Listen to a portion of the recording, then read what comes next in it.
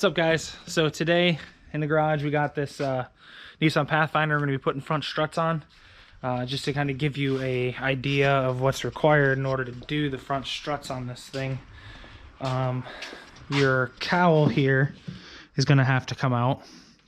Wipers have to come off in order for that cowl to come off, and then this metal cowl support, or like wiper motor support, is going to have to come out as well, because as you can see 1 and 2 of the strut mount bolts, but there's a third one back here that you can't see. So we're gonna have to get all that stuff torn apart in order to get that done. So this is gonna be a step-by-step mixed with some time lapse of me taking this stuff apart, and I'll show you what I'm taking apart and then cut to a time lapse of me doing it so that the video is not as long. So let's get to this. All right, so just wanted to show you guys one thing that I do before taking wiper arms off on cars like this is I mark with some painter's tape where the wipers are contacting the windshield at. So when you take the wiper arms off and go to put them back on, they go back on the right spot. Because if you don't put them on the right spot, they'll actually come up here and hit this trim along the side. You have to get your sweep angle right. If you put them on too low, they'll actually contact each other or the cowl below it. So you want to make sure that you get them back on in the right spot. So you just mark the spot on the window with tape, put them back on the same spot when you go back together. Now, after you get the wiper arms off, we got to take all these clips out all the way across. There's some here, here, here. As you can see, they're all the way across. So we're going to get those clips taken out, and then we'll get that cowl piece popped off.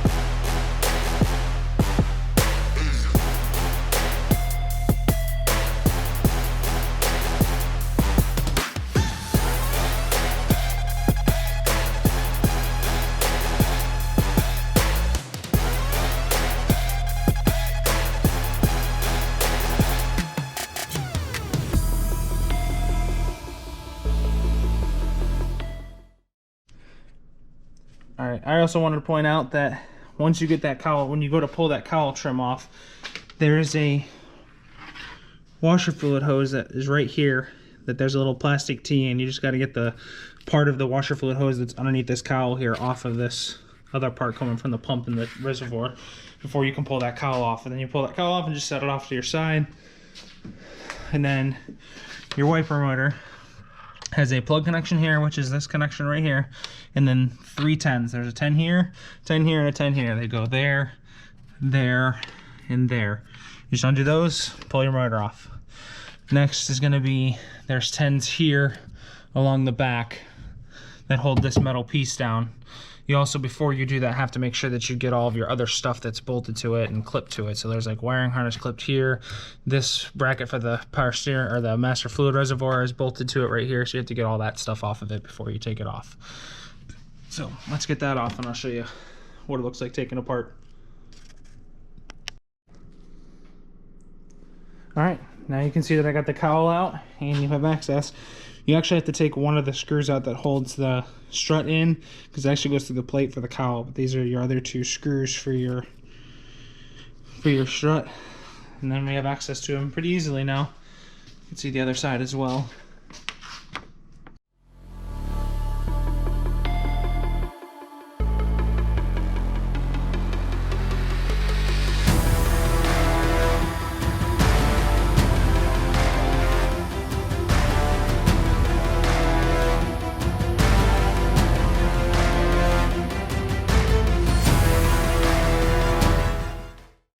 Alright, so I'm pretty sure that if you're willing to tackle this job, you know how to take your own brakes off, or own tires off your car, so we're not going to go over that.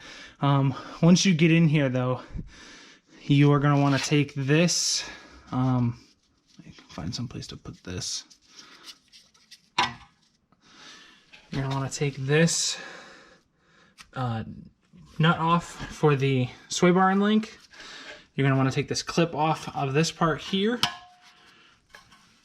for the brake line, because that's actually part of the strut. And then once you get that off, you also got to get this brake line off here, or this wheel speed sensor line off here, these 2 brackets that are on the strut. And then once you get that apart, you undo this nut and that nut down there, and knock your bolts out and take your strut out. It's pretty simple. So we'll cut to the time lapse and I'll get that all pulling apart for you.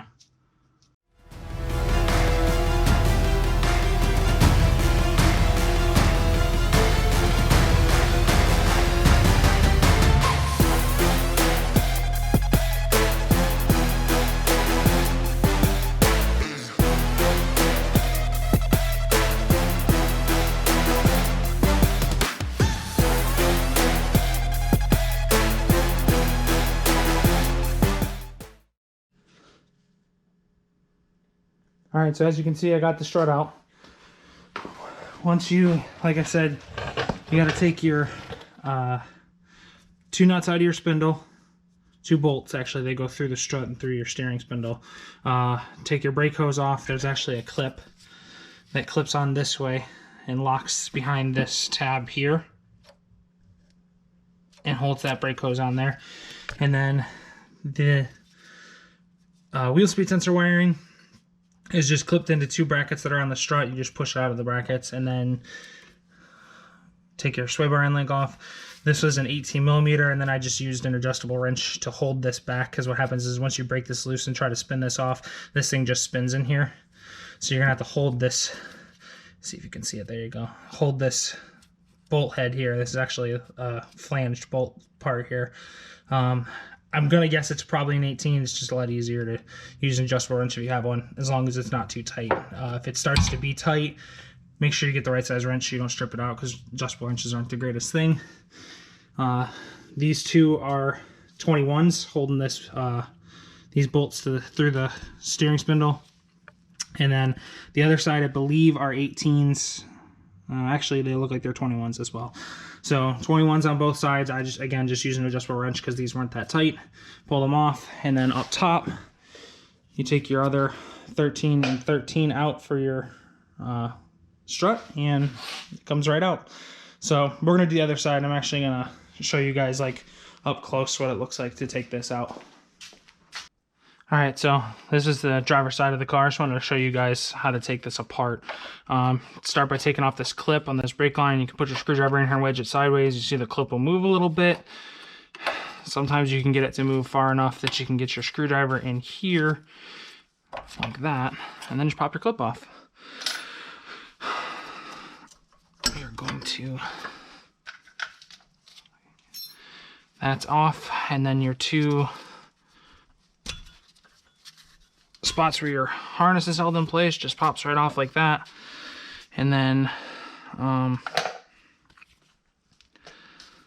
let's see if I can, I have to go find my,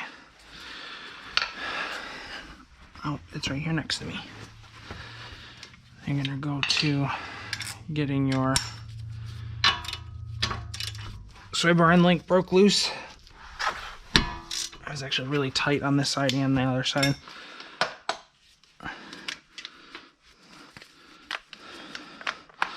It's nice to have impact tools. I have them. If you don't have them, just a little bit more time consuming, that's all.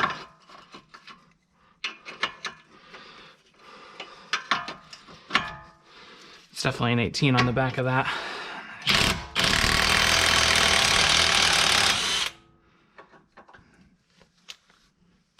End link out. Usually try to put the nuts back on things like this, just so you don't lose them, forget where they go. And then we're going to break these loose with a breaker bar, and then once they get loose enough with the breaker bar, we will use a smaller ratchet to get them off the rest of the way.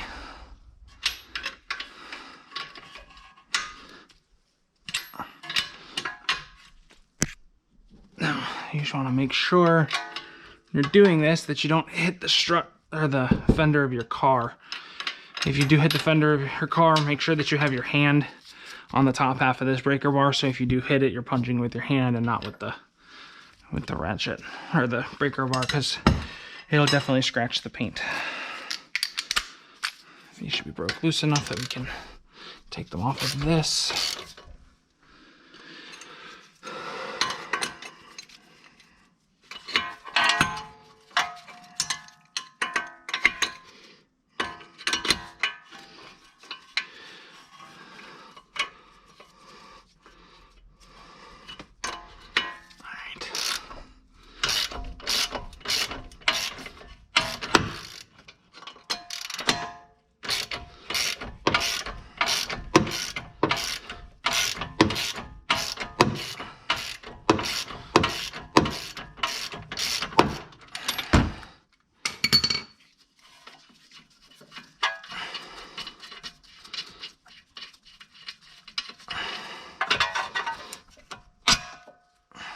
said. Put your nuts back with your bolts so you don't lose things.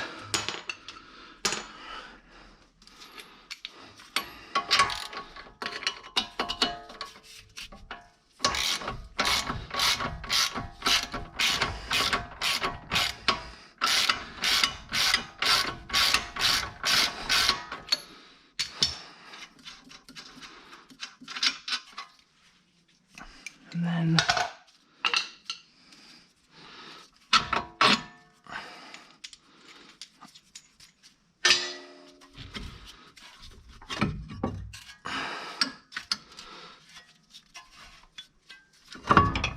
there you go. That's that bottom part separated, and then we're gonna go up top, take the top off.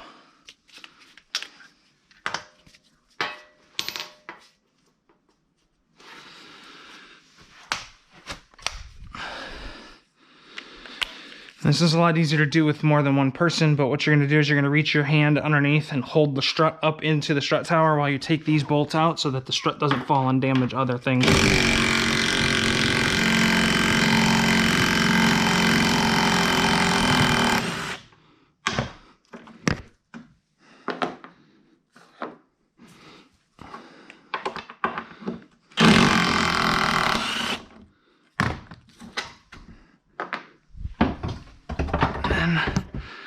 Just navigate your strut out like that. So you don't catch your wires or anything like that. I don't want to damage anything, and your strut is out. So, all right, so I'm an idiot. Went up to the French shop, used the spring strut compressor, forgot to bring the camera with me. I apologize, guys. I don't really have detailed showing you how to compress a spring strut. If you rent the tool from the parts store, the box that the tool comes in actually explains to you how to use it. It's pretty self-explanatory. It's 2 clamps and a threaded rod. It squeezes the spring down. You put 2 on each side. I'll try to see if I can't find a picture or a video, and I'll link it in the description down below on how to use the spring strut tools. The other thing you can do, I had access to a spring strut tool. If you don't feel like renting one, don't feel comfortable with doing that part of it, since this is some pretty easy stuff, but compressing springs can actually be really dangerous. You could see if you can't find a shop in the area that is willing to do just the strut swap out for you. I've actually done that in the past when I didn't have access to a spring strut tool, and I was doing struts on a car that I didn't really trust the tool from the parts store to compress the springs because it was a pickup truck and the front springs were very, very heavy duty. I actually took the spring struts to a shop that had a wall mount spring strut compressor to compress the springs for me. I want to say they charged me like 50 bucks or something like that to swap the struts out, which isn't a bad deal. I got this first strut put in over here. As you can see, it's only got 2 screws holding it in right now. I gotta wait until I get done putting everything else together, put the third one in. And then I wanted to show you this as well. On this strut, when you're putting it back in the car, this tab right here, see this little tab right here, little rubber guy, has to be facing out towards the outside of the car. So if you're standing facing the wheel of the car and this is going in the car this way, this has to be facing towards you, so towards the outside of the car on both sides. That's just an installation note from when I was looking at the repair instructions before I did this job. Wanted to make sure that I put it back together as well. I think this plate probably has a little bit of an offset to it for caster, I believe. And that tab reference is the outside of the car. So when you're putting these back together, just make sure you put that tab out to the outside. Let's get this side and the other side put back together all the way, and we'll go drive it, make sure that the noise is gone. All right, got the new strut installed. Got my strut mount bolts through the steering knuckle tightened down. Clip put back in, 2 mounts for this wheel speed sensor put in, put back into the little tabs that they mount on the strut, and then the bolt for the stabilizer link put back in. I tightened down 2 of the 3 bolts up top. The other one, the actual tray, goes through. It goes through the tray when you put it back on. I don't know the torque spec off of these off the top of my head. I know they were really, really tight. I loosened them with a 1/2 inch breaker bar, and I tightened it back up with a 1/2 inch breaker bar. This, I just ran down with the impact gun. The impact gun's pretty strong. I'm not really concerned about the torque on that either. So let's get it all put back together and then get the cowl put back in, get the other bolt put in for the strut, and we'll go drive this and see if the noise is gone.